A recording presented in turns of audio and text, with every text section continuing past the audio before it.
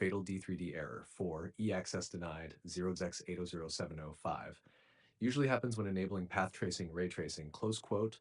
This is a DirectX 12 permission or GPU feature issue. Here's the working fix. Fix 1, run game as administrator, most important. 1, go to game folder. 2, right-click re-exe or game.exe.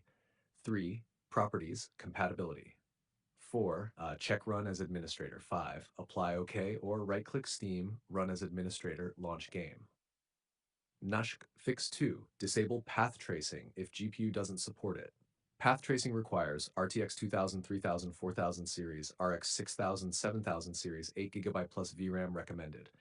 If you're using GTX card, RTX 3050 4GB may crash. Go to Settings, Graphics. Turn off path tracing, ray tracing, screen space, global illumination, restart game. Fix 3, update GPU drivers, clean install.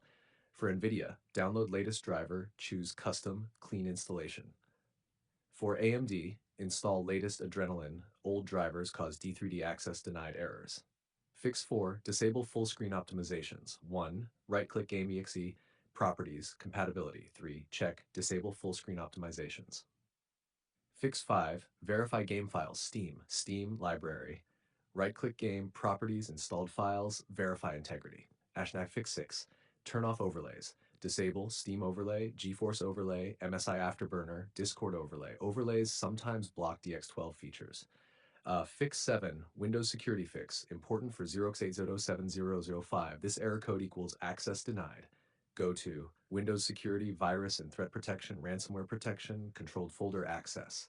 Turn off temporarily or add game folder as allowed app. Hack, if still not fixed, tell me. Your GPU model, VRAM, Windows version. Are you using cracked or Steam version? I'll tell you exactly what's causing it.